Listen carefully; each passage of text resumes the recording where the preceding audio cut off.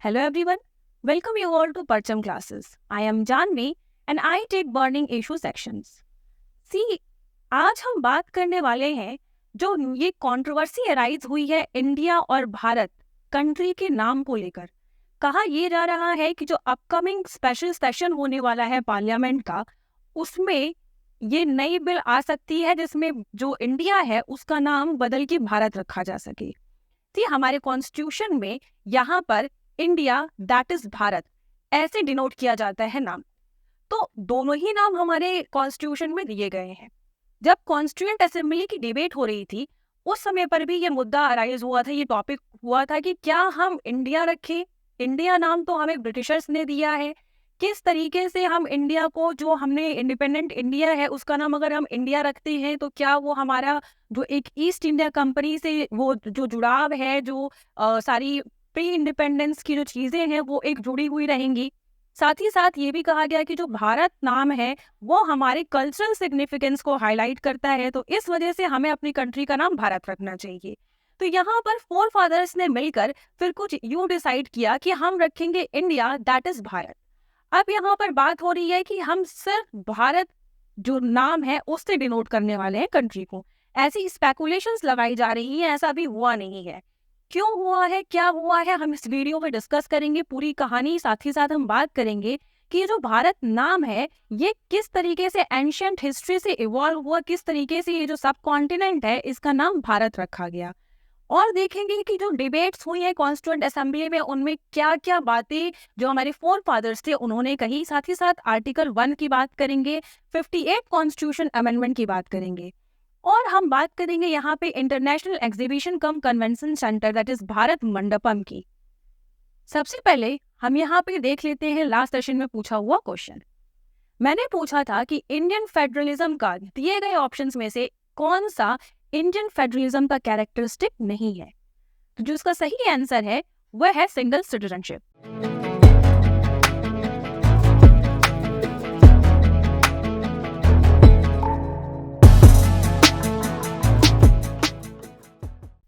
ये कंट्रोवर्सी कैसे शुरू हुई, कैसे इवॉल्व हुई, कैसे इस तरीके के स्पेकुलेशंस आने लगे। यहाँ पर G20 के जो गेस्ट थे उन्हें डिनर के लिए ऑफिशियल इनविटेशन भेजा गया बाय प्रेसिडेंट द्रौपदी मुर्मू। उसमें लिखा हुआ था प्रेसिडेंट ऑफ भारत, ना कि प्रेसिडेंट ऑफ इंडिया। जब ये चीज देखी गई तो ऑपोजिशन पार्टी ने इसका विरोध करना शुरू किया। और सिर्फ यही चीज नहीं, यहाँ पर जब 15th ब्रिक्स समिट हुई है जिसमें मोदी जी साउथ अफ्रीका गए हैं, प्राइम मिनिस्टर नरेंद्र मोदी, और साथ ही साथ जब पीएम मोदी ग्रीस के दौरे पर थे तब भी वहां पर प्राइम मिनिस्टर ऑफ भारत लिखा गया था, जितने भी डॉक्यूमेंट्स थे आपके ऑफिशियल। और रिसेंट विजिट 6 सितंबर को जो अभी प्राइम मिनिस्टर नरेंद्र मोदी की हुई है फॉर इंडोनेशिया, जिसमें वो 20th एशियन इंडिया समिट और 18th ईस्ट एशिया समिट को अटेंड करने गए हैं, वहां पर भी जितने भी डॉक्यूमेंट्स थे उनमें हर जगह इंडिया के नाम की जगह भारत लिखा हुआ मिला। अब देखिए यहाँ पर आप ये इनविटेशन कार्ड देख सकते हो, यहाँ पर प्रेसिडेंट ऑफ भारत लिखा हुआ आया है। इस मुद्दे पर बहुत ही ज्यादा स्पेकुलेशंस लगाई जाने लगी और ऑपोजिशन पार्टियां जो है इसके विरोध में आ गई। देखिए जो लैंग्वेज का आप डिबेट देख रहे हो, ये इसकी शुरुआत सिर्फ यहीं से नहीं हुई है, इस इनविटेशन से नहीं हुई है। ये शुरू हुआ था मॉनसून सेशन में। मॉनसून सेशन में जो सीआरपीसी आईपीसी अमेंडमेंट बिल आई थी, हमने देखा था कि उन सारी बिलों का नाम बदल कर जो है हिंदी में रख दिया गया था। जो भी बच्चे नए हैं उनको मैं यहाँ पे 1 मिनट के लिए रिमाइंड करा दूं कि हमने सीआरपीसी आईपीसी के सारे अमेंडमेंट्स जो है अपनी प्रीवियस क्लास में डिस्कस किए हुए हैं, आप उस लेक्चर को देख सकते हो। साथ ही साथ आप यहाँ पे एक चीज और नोटिस करो कि 15th ब्रिक्स समिट जो कि हमने इंडिया चाइना के वीडियो में डिस्कस की थी, और साथ ही साथ यहाँ पर ग्रीस की भी बात आपने करंट अफेयर का जो हमारा सेशन था उसमें देखी थी। तो देख रहे हैं कि किस तरीके से जो पास्ट के इंसिडेंट हैं उनका प्रभाव प्रेजेंट के मैटर्स पे, प्रेजेंट के इंसिडेंट्स पे पड़ता है। और हमने ये हर एक चीज, इंपॉर्टेंट चीजें डिस्कस की हुई है, और आप देख सकते हो कि ये सारी चीजें जो है कंपाइल करके एक कंट्रोवर्सी को इवॉल्व कर रही हैं। तो यहाँ पर उस समय भी अमित शाह ने जो ये बिल इंट्रोड्यूस की, इनका नाम बदला, तब लॉ मिनिस्टर ने ये चीज कही थी कि ये जो पूरी गवर्नमेंट है ये जो इतना भी क्रिमिनल जस्टिस सिस्टम है उसको इंडियनाइज करने की कोशिश कर रही है। और सिर्फ क्रिमिनल जस्टिस सिस्टम नहीं, पूरे इंडिया में जो भी पास्ट प्री इंडिपेंडेंस एरा के जितने भी नाम हैं, बिल्स हैं, या फिर जो भी लॉ बने हुए हैं, उन सबको बदलने की यहाँ पे बात की जा रही है। और इसी के चलते यहाँ पर आप देख सकते हो कि जो जो इंडिया की जगह भारत लिखा हुआ आ रहा है, ये इसी इनिशिएटिव का एक हिस्सा है, ये चीज कही गई। लेकिन देखिए, ये नाम बदलने की शुरुआत क्या पहले भी हो चुकी है? पहले भी कहा गया है कि हम भारत बुलाएंगे। 2015 में ये आइडिया आया था, बट सेंट्रल गवर्नमेंट ने इसे रिजेक्ट कर दिया। क्या कहा इस पे कहा कि ऑलरेडी कॉन्स्टिट्यूएंट असेंबली में इस मुद्दे पर डिबेट हो चुकी है, तो अब हमें इसमें कोई काम करने की जरूरत नहीं है। और सेम चीज यहाँ पे सुप्रीम कोर्ट ऑफ इंडिया ने 2016 और 2020 में कही थी कि भारत और इंडिया दोनों ही संविधान में लिखा है, आपके कॉन्स्टिट्यूशन में मेंशन है। फिर अब ये नया चीज कि हम इंडिया को हटाकर सिर्फ भारत रखेंगे, ये नेसेसरी नहीं है, ये अननेसेसरी चीजें हैं, जिससे कि आपका कह लो कि एक कॉन्फ्लिक्ट अराइज होगा जिसका कोई मतलब नहीं है। तो यहाँ पर 2 बार ऑलरेडी जो है सुप्रीम कोर्ट ने भी मना कर दिया था। क्या है भारत का सिग्निफिकेंस? आखिर इसकी शुरुआत कहाँ से हुई, कहाँ से ये भारत नाम इस सब कॉन्टिनेंट का पड़ा? भारत जो नाम है, या भारता या भारतवर्ष, ये हम पुरानी कथाएं जितनी भी हैं, पुराने लिटरेचर हैं, और साथ ही साथ जो महाभारत का आपका एपिक है, उसमें भी हमें ये भारतवर्ष, भारत नाम देखने को मिलता है। पुराण कहते हैं कि भारत का मतलब होता है the land between sea in south and the एडोब ऑफ स्नो इन नॉर्थ, यानी कि हम देख सकते हैं हमारे साउथ में पूरा समुंदर है और ऊपर हिमालय, यानी एडोब ऑफ स्नो, ऊपर की तरफ हिमालय है। तो ये होता है भारत का मतलब कि एक तरफ हिमालय, दूसरी तरफ समुंदर, और बीच का जो जो जमीन है उसे भारत कहा जाता है। देन अगेन यहाँ पर एक और नाम पड़ा इस सब कॉन्टिनेंट का, हिंदुस्तान। हिंदुस्तान कहाँ से आया? हिंदुस्तान शब्द आया हिंदू से। हिंदू का संस्कृत में मतलब होता है सिंधु, यानी कि इंडस रिवर। यहाँ पर जो एंशियंट ग्रीक्स आए और जो पर्शियन आए, उन्होंने भारत को कई तरीके के नाम दिए।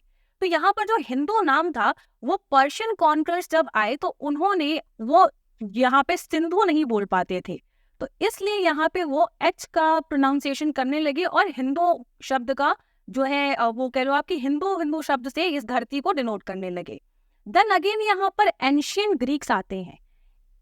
ये जो है इंडोई के नाम से, क्योंकि इंडस रिवर थी, सिंधु रिवर थी, तो यहाँ पे इंडोई के नाम से इंडिया को आपका डिनोट करने लगते हैं, कहने लगते हैं।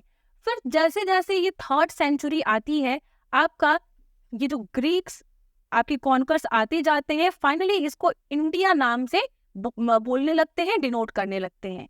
देन अगेन आप देखोगे कि जो चाइनीज ट्रैवलर यूंग सैंग थे, उन्होंने भी अपनी किताब में इस जो लैंड है उसका नाम भारत ही लिखा था, जब वो अपने जर्नी के लिए इंडिया आए थे। यहाँ पे 16th सेंचुरी आते आते ये जो हिंदू नाम था, क्योंकि आप देख सकते हो कि पर्शियन कॉन्कर्स ने हिंदू नाम दिया था, तो ये जो भूमि का नाम था वो पूरी तरीके से हिंदुस्तान पड़ गया। लेकिन जब लेट 8th सेंचुरी पे यहाँ पर ब्रिटिशर्स अपना कॉन्कर करने लगे एरियाज को, उन्होंने फाइनली इस पूरे रीजन को ऑफिशियली इंडिया कहना शुरू कर दिया। इवन अगर आप देखोगे तो जो यूरोपियंस थे वहां पर शुरू से ही ये इंडिया नाम ही जो है पॉपुलर था, क्योंकि हम देख सकते हैं कि जब ग्रीक आए तो ग्रीक ने इंडोई कहना शुरू किया, तो इसी नाम से ये कंट्री वेस्टर्न साइड में हमेशा से पॉपुलर रही है। इवन जब ईस्ट इंडिया कंपनी बनी तो आप यहाँ पे देख सकते हो कि उसने भी अपनी कंपनी का नाम रखा ईस्ट इंडिया कंपनी। तो इस तरीके से कुछ भारत का नाम जो है प्री इंडिपेंडेंस एरा में भारत से लेकर इंडिया पड़ा। अब हम बात करेंगे पोस्ट इंडिपेंडेंट एरा की, यानी कि कॉन्स्टिट्यूएंट असेंबली में जब इस मुद्दे को लेकर डिबेट चल रही थी। 17 सितंबर 1949 को ये मुद्दा डिस्कशन के लिए लिया गया और फाइनली यहाँ पर निकल के आता है कि हम जो आर्टिकल 1 है उसमें लिखेंगे India that is Bharat shall be union of state a division arose among we member. अब ये जो पूरा मुद्दा था इंडिया दैट इज भारत, इस पे कई मेंबर्स ने अपने अलग अलग चीजें रखी, जैसे कि हरि विष्णु कामत का कहना है यहाँ पे कि भारत ठीक है हिंदी में है, लेकिन इंग्लिश जो इसका मतलब होगा वो इंडिया होगा, क्योंकि हमें इसी नाम से बाहर जाना जाता है। सेम चीज यहाँ पे सेठ गोविंद दास ने भी कही कि Bharat known as India in foreign countries. लेकिन यहाँ पे हरि गोविंद पंत का कहना था कि हमें भारत वर्ष नाम रखना चाहिए, क्योंकि यही नाम सही है। इंडिया नाम जो है वो हमें जो है दूसरे लोगों ने दिया था, जो फॉरेन यहाँ पर आए, जो फॉरेनर्स यहाँ पे हमें गुलाम बनाकर रखा, उन्होंने हमें ये नाम दिया था। तो किसी और के दिए हुए नाम से हम अपने आप को प्रेजेंट नहीं कर सकते हैं। तो इस तरीके की कई सारी डिबेट हुई, बट फाइनली यहाँ पे यही देखा गया कि इंडिया दैट इज भारत नाम से ही हम कॉन्स्टिट्यूशन के अंदर इस चीज को लिखेंगे। देखिए अब कौन कौन सी जगह जो है आपका भारत शब्द प्रयोग किया जाता है। देखिए भारत शब्द जो है वो यहाँ पर जो सबसे बड़ी कंफ्यूजन यही आई है कि ये देखिए इंडिया हम इंग्लिश में बोलते हैं और जहां भी संविधान का ट्रांसलेशन हुआ है वहां हर जगह हमने भारत ही लिखा हुआ है। तो आर्टिकल 1 में सबसे पहले हम भारत का मेंशन पाते हैं इसके हिंदी ट्रांसलेशन में। साथ ही साथ यहाँ पर जब हम प्रियम्बल की बात करते हैं तो हम इंग्लिश में तो देखते हैं we the people of India, but Hindi में वहाँ पे उसका ट्रांसलेशन होता है भारत, इंडिया की जगह भारत यूज किया जाता है। सेम चीज हम देखते हैं कि जो गवर्नमेंट इंस्टीट्यूशंस हैं, लेकिन लाइक अगर अभी हम एग्जांपल ले लें इंडियन रेलवेज का, इंडियन रेलवेज को हम हिंदी में क्या कहते हैं, भारतीय रेलवेज। तो यहाँ पे यही कहा जा रहा है कि दोनों सेम है, एक दूसरे का ट्रांसलेशन है। तो यहाँ पर भारत का क्या मतलब है, सिर्फ अगर हम भारत देश का नाम करना चाहें इंडिया हटा दें तो उसका क्या सिग्निफिकेंस है। जो लोग इसके पक्ष में हैं उनका ये कहना है कि देखिए जो भारत शब्द है वो हमारी कल्चरल सिग्निफिकेंस को दिखाता है, वो दूसरों के द्वारा दिया हुआ नाम नहीं है। यहाँ पर 58 कॉन्स्टिट्यूशनल अमेंडमेंट के तहत 1987 में प्रेसिडेंट के पास ये पावर दी गई कि जितने भी कॉन्स्टिट्यूशन के टेक्स्ट हैं वो सब के सब ऑफिशियली हिंदी में पब्लिश होने चाहिए और ये हिंदी लैंग्वेज में पब्लिश चीज है, यानी कि हिंदी में मेंशन भारत का आप यहाँ पे नाम देखिए, क्योंकि हम भारत के मुद्दे पे ही बात कर रहे हैं। तो जो भारत हिंदी ट्रांसलेशन में आएगा वो बिल्कुल ही लीगल होगा, ठीक उसी तरीके से जैसा कि इंडिया है। तो यहाँ पे 58 कॉन्स्टिट्यूशन अमेंडमेंट के तहत ये बात कही गई। प्रेजेंट में अगर हम बात करें तो जो प्रेजेंट की डिबेट चल रही है, इस डिबेट पर यहाँ पे अभिषेक सिंघवी जो कि सीनियर सुप्रीम कोर्ट एडवोकेट हैं और साथ ही साथ कांग्रेस के मेंबर भी हैं, उन्होंने ये कहा कि भारत और इंडिया को हम इंटरचेंज करके यूज कर सकते हैं, दोनों ही नाम जो है, दोनों ही नाम के लिए परमिशन है गवर्नमेंट के द्वारा, इसमें कोई भी डिबेट वाली बात नहीं है। साथ ही साथ हमारे पासपोर्ट और कई सारी जगहों पर रिपब्लिक ऑफ इंडिया ही लिख के आता है, तो भारत का कोई रेलेवेंस नहीं बनता है, इस तरीके की चीजें भी कही गई।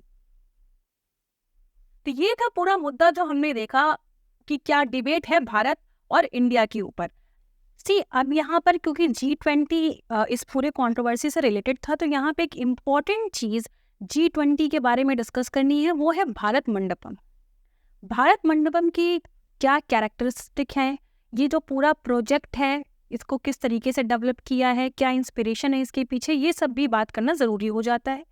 हम वही देखेंगे। यहाँ पे 9 से लेकर 10 सितंबर तक G20 की मीटिंग होने वाली है न्यू दिल्ली में, जिसमें कि आपके पूरे G20 मेंबर के जो हेड ऑफ स्टेट हैं, हेड ऑफ गवर्नमेंट हैं, वो आएंगे। तो G20 कंट्रीज जो है वो टोटल 19 कंट्रीज और 1 यूरोपियन यूनियन से मिलके बनी है। ये आपके पूरे 19 कंट्रीज के नाम है और प्लस 1 यूरोपियन यूनियन। सारे जो भी कंट्रीज हैं उनके हेड ऑफ स्टेट आ रहे हैं। बस यहाँ पर आप देख लो कि रशिया के प्रेसिडेंट पुतिन और साथ ही साथ चाइना के जो प्रेसिडेंट है शी जिनपिंग, वो यहाँ पर G20 में नहीं आ पाएंगे। रशिया का हम रीजन जानते हैं, यूक्रेन वॉर और साथ ही साथ यूएस और यूरोप से जो इनके कॉन्फ्लिक्ट चल रहे हैं यूक्रेन को लेकर, इस कारण से इन्होंने इस विजिट को जो है अवॉइड किया है। और दूसरे देश है यहाँ पे चाइना, जो कि इस मीटिंग को अटेंड नहीं करेगा। यहाँ पे G20 की जो पूरी प्रेसिडेंसी है वो यहाँ पे दिए गए 5 जो ग्रुप है इस हिसाब से रोटेट करती है और प्रेजेंट में ये भारत के पास है। यहाँ पर भारत ने G20 मेंबर्स के अलावा कुछ और कंट्रीज हैं जिन्हें एज एन ऑब्जर्वर स्टेट की तरह इनवाइट किया है। उनमें Bangladesh, Netherland, Nigeria, Egypt, Mauritius, Oman, Singapore, Spain और यूनाइटेड अरब एमिरेट्स, इनके जो है हेड आने वाले हैं। साथ ही साथ कुछ इंटरनेशनल ऑर्गेनाइजेशंस हैं जैसे कि UN, IMF, world bank, WTO, इनके रिप्रेजेंटेटिव को भी बुलाया गया है। कुछ रीजनल ऑर्गेनाइजेशंस हैं जैसे कि African union, the African union development agency, new partnership for Africa's development and association of south east Asian nation, यहाँ पर आसियान के भी मेंबर्स को बुलाया गया है। अगर हम बात करें तो international solar alliance, the coalition for disaster resilient infrastructure और एशियन डेवलपमेंट बैंक के भी रिप्रेजेंटेटिव्स को इनवाइट किया गया है G20 के समिट के लिए। तो ये थी हमारी गेस्ट लिस्ट। अब हम बात करेंगे भारत मंडपम की। भारत मंडपम यानी कि इंटरनेशनल एग्जीबिशन कम कन्वेंशन सेंटर भारत मंडपम, यहीं पर आपकी G20 की जो समिट है वो होने वाली है। इसे 26 जुलाई को इनोग्रेट किया गया था। जो भारत मंडपम के पीछे की इंस्पिरेशन है वो अनुभव मंडपम से ली गई है। अनुभव मंडपम को भगवान बासवेश्वरा ने इस्टेब्लिश किया था। देखिए, पीएम ये कहते हैं कि इस पूरे भारत मंडपम के पीछे का जो प्रिंसिपल है वो है think big, dream big and act big, यानी कि बड़ा सोचो, बड़े सपने देखो और उनके लिए बड़े काम करो। सी, इस पूरे जो प्रोजेक्ट की लागत आई है वो आई है 2700 करोड़ रुपीस। ये आप कुछ पिक्चर्स देखोगे जिस दिन ये कन्वेंशन सेंटर को इनोग्रेट किया गया, यहाँ पे कई सारी कल्चरल एक्टिविटीज हुई, फोक डांस किए गए हैं। अनुभव मंडपा की अगर हम बात करें तो 12th सेंचुरी में इसे इस्टेब्लिश किया गया था और इसे फर्स्ट पार्लियामेंट ऑफ वर्ल्ड भी कहते हैं। बसावना ने इसकी शुरुआत की थी। बेसिकली ये बीदर रीजन, जो आज का बीदर रीजन हम जानते हैं बीदर के नाम से, उसे उस समय बसावा कल्याण के नाम से जाना जाता था। तो वहां पर इसकी स्टैब्लिशमेंट की गई थी ताकि वहां पर जितने भी सरनाज हैं, सरनाज यानी कि पोएट, और ये सब के सब जो है भगवान शिव या लॉर्ड शिवा में ये बिलीव रखते थे अपना। इन्हें ये फर्क नहीं था, यहाँ ये मतलब नहीं था इन्हें कि जो पर्सन है वो मैन है, वोमेन है, दलित है, शूद्र है या हाई अपर कास्ट का है। इन्हें बस ये चीज से मतलब होता था कि वो कोई भी कास्ट का हो, कोई भी सेक्स का हो, यहाँ पर वो लॉर्ड शिव का भक्त होना चाहिए। तो ये जितने भी सरनाज थे ये उस पार्लियामेंट के अंदर बैठकर सोशियो कल्चरल, जेंडर डिस्क्रिमिनेशन और कास्ट सिस्टम और साथ ही साथ समाज में किस तरीके से सुधार लाया जाए, इन सब मुद्दों के ऊपर चर्चा करते थे। तो ये था अनुभव मंडपा का कंसेप्ट। अब आप समझिए कि प्रेजेंट डे में जो इंस्पिरेशन ली गई है भारत मंडप, वहां पे क्या करेंगे, वहां पे सारे देश के लीडर आएंगे, वहां पे कास्ट सिस्टम, जो भी प्रेजेंट डे आपका ट्रेड चल रहा है या फिर जो कहीं वॉर चल रही है, जो भी सामाजिक दिक्कतें हैं उनके ऊपर चर्चा करेंगे। तो ये है इंस्पिरेशन जो अनुभव मंडपा और भारत मंडपा को एक दूसरे से कनेक्ट करती है। द पर्पस क्या है, क्या पर्पस सर्व कर रहे हैं, तो यहाँ से इंस्पिरेशन ली गई है। अगर हम बात करें इंटरनेशनल एग्जीबिशन कम कन्वेंशन सेंटर की, तो ये पूरा आप एरिया जो देख रहे हो, ये पूरा का पूरा आपका ये एग्जीबिशन कम कन्वेंशन सेंटर बनाया गया है। इसमें इस रीजन में आप कई सारे हॉल्स, ऑडिटोरियम और यहाँ पे पब्लिक प्लाजा देखने को मिलेगा। पूरा ये 123 एकर्स में बनाया गया है। ये आप रूम देख सकते हो, ये कॉन्फ्रेंस रूम है और ये है आपका फ्रंट व्यू जिसे कहते हैं, और ये चीज़ है आपकी लॉबिंग जो इस पूरे कन्वेंशन सेंटर में बनाई गई है। इस पूरे कन्वेंशन सेंटर का काम है कि जितनी भी बड़ी बड़ी मीटिंग्स, इंसेंटिव्स, कॉन्फ्रेंसेस, एग्जीबिशंस होंगे वो यहाँ पे रखे जाएंगे और पूरी दुनिया में ये one of the top exhibition और कन्वेंशन सेंटर की लिस्ट में आ गया है। वही अगर हम बात करें तो इस पूरे कॉम्प्लेक्स का जो मेन सेंटर पॉइंट है वो कन्वेंशन सेंटर है। ये देखिए, जो ये आप देख रहे हैं ओवल शेप में, ये है आपका कन्वेंशन सेंटर, इस पूरे प्रोजेक्ट का मेन हाईलाइट।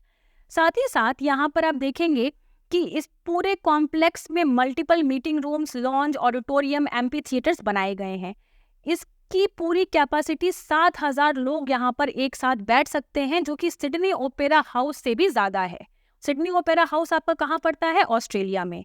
साथ ही साथ इस पूरे कॉम्प्लेक्स में एक मैग्निफिशेंट एम्पी थिएटर लगाया गया है जिसकी सिटिंग कैपेसिटी 3000 है, यानी कि 3000 लोग इस एम्पी थिएटर में बैठ सकते हैं। यहाँ पर 12 एक्सपेंसिव एग्जीबिशन हॉल लगाए गए हैं जो कि एक दूसरे से 40 फुट वाइड ग्लास की कैनोपी से कनेक्टेड है, यानी कि 40 फुट की यहाँ पे सिर्फ ग्लास की कैनोपीज बनाई गई हैं जिससे एक एग्जीबिशन हॉल दूसरे एग्जीबिशन हॉल से कनेक्टेड है। यहाँ पे 1.5 एकड़ का आर्टिफिशियल लेक का भी निर्माण किया गया है। मोस्ट इम्पॉर्टेंट चीज आप देखिए कि जो इस पूरे बिल्डिंग का जो डिजाइनिंग का आइडिया लिया गया है वो शंख, कॉन्क शेल, ये देख सकते हो शंख, ये जो शंख का डिजाइन है इससे इंस्पिरेशन लेकर यहाँ पे ये जो वाइड एरिया बनाया गया है कन्वेंशन सेंटर का वो बनाया गया है। साथ ही साथ यहाँ पर आप ये वॉल्स की इमेजेस देख सकते हो, यहाँ पर कई सारे आर्टिफैक्ट्स लगाए गए हैं। वेरियस जो 28 राज्य हैं हमारे, वहाँ की जो हाईलाइटेड पेंटिंग्स है, वहाँ के जो इम्पोर्टेंट आर्ट और क्राफ्ट है उनको भी लाकर इस ऑडिटोरियम में रखा गया है। साथ ही साथ यहाँ पर इंडिया का एफर्ट जो सोलर एनर्जी के लिए है उसको दिखाने के लिए, उसके सिग्निफिकेंस को दिखाने के लिए सूर्य शक्ति भी यहाँ पे आप देख सकते हो कि कुछ ऐसे एलिमेंट लगाए गए हैं जो सूर्य शक्ति का एकदम एग्जाम्पल लेते हो, एक सेटअप फॉर्म करते हो जिससे ये पता चले कि भारत सोलर एनर्जी के लिए कितना डेडिकेटेड है। नेक्स्ट यहाँ पे जीरो टू इसरो, इसको हाईलाइट करते हुए थीमेटिक वॉल बनाई गई है। साथ ही साथ यहाँ पर पंच महाभूता यानी कि आप ये इमेज देखो, अग्नि, पृथ्वी, जल, वायु, आकाश, ये जो 5 महाभूत है इनकी भी डिपिक्शन की गई है वहाँ पे कई सारे पेंटिंग्स और आर्टिफैक्ट्स के फॉर्म में इसको डिस्प्ले किया गया है। नेक्स्ट यहाँ पे सेकंड फ्लोर जो बनाया है भारत मंडपम का, उसमें 10,000 स्क्वायर फीट का जो एरिया है उसमें कल्चरल कॉरिडोर का सेटअप किया गया है। क्या होगा इस कल्चरल कॉरिडोर में? C20 कंट्रीज तो G20 के मेंबर्स हैं, उसके अलावा जो हमने और भी invitations as an observer countries को भेजे हैं, तो यहाँ पे टोटल 29 कंट्रीज के जो उनकी कंट्रीज के इम्पोर्टेंट सिग्निफिकेंट आर्टिफैक्ट्स हैं या फिर कोई ऐसी चीज़ जो उनके कल्चर को सिग्निफाई करती है, उन सारी चीज़ों को इस कल्चरल कॉरिडोर में रखा गया है। हम लिस्ट देखेंगे कि कौन कौन सी चीज़ें यहाँ पे रखी गई हैं। सबसे पहले पनानी की अष्टाध्यायी, ये 6th और 5th सेंचुरी की संस्कृत ग्रामर की बुक है। नेक्स्ट है मैग्ना कार्टा, जो कि एक हिस्टोरिक डॉक्यूमेंट है 1215 का यूनाइटेड किंगडम से। चार्टर ऑफ फ्रीडम, ये यूनाइटेड स्टेट्स का बहुत ही सिग्निफिकेंट डॉक्यूमेंट है। फोहा लिडेड जार जो है, ये जो है आर्टिफैक्ट है चाइना का, फोहा लिडेड जार। नेक्स्ट है मोनालिसा की पेंटिंग, उसके बाद है गुटेनबर्ग बाइबल, जर्मनी की है। मोनालिसा की पेंटिंग फ्रांस की है आपकी। यहाँ पर लियोनार्डो डा विंची और वर्मीर की गर्ल विथ पर्ल इयरिंग की जो पेंटिंग्स हैं वो लगाई गई हैं। साथ ही साथ शेक्सपियर की जो फेमस स्ट्रैटेजी है हैमलेट, उसको भी रखा गया है यहाँ पे। रशिया का ट्रेडिशनल आउटफिट कशखा, उसको भी रखा गया है। साथ ही साथ यहाँ पे आप देखोगे कि 2nd सेंचुरी की इटली की अपोलो की स्टैचू यहाँ पे लगाई गई है। 11 नंबर पे यहाँ पे मिसेस प्लीज जो है 2.5 से लेकर 2.8 मिलियन ओल्ड ये फॉसिल स्कल पाया गया था साउथ अफ्रीका में, इसे भी ये रखा गया है साउथ अफ्रीका को सिग्निफाई करने के लिए। तो ये सारी चीजें इस कल्चरल कॉरिडोर का हिस्सा है, इंपॉर्टेंट है, इसको आप स्टार मार्क कर लेंगे।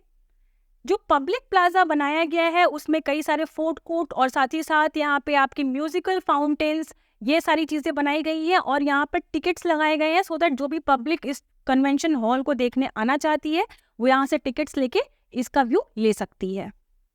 मोस्ट इम्पॉर्टेंट जो ये पूरे कॉम्प्लेक्स का जो एकदम आप कह लो एक सेंटर ऑफ पीस है, एक अट्रैक्शन है, सेंटर ऑफ अट्रैक्शन है, वो है ये नटराज की 27 फीट टॉल जो स्टैचू लगाई गई है।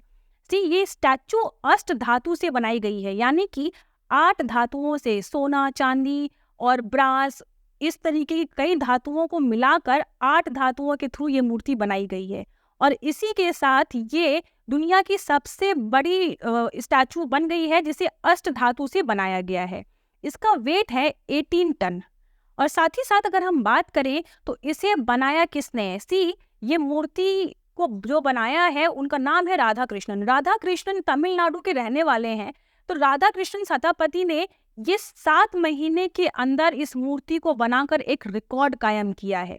राधा कृष्णन की 34 जनरेशंस लगातार चोला अंपायर के समय से सिर्फ नटराजन की मूर्तियां बनाने का ही काम करती हैं। इनकी जो जनरेशन है ये बहुत ही ज्यादा हाईली स्पेशलाइज्ड है इस स्टैचू फॉर्मेशन में। तो ये जो राधा कृष्णन का नाम है ना, ये भी आप स्टार मार्क कर लो, मे भी किसी वनडे एग्जामिनेशन में पूछ सकता है, इंपॉर्टेंट है क्योंकि G20 बहुत इंपॉर्टेंट है। इससे जुड़ी हुई हर एक चीज हमारे लिए इंपॉर्टेंट हो जाती है, वो कहीं भी किसी भी एग्जाम में पूछी जा सकती है। यही पूछ सकता है कि ये जो बनाई गई है नटराज की स्टैचू वो किससे बनाई गई है।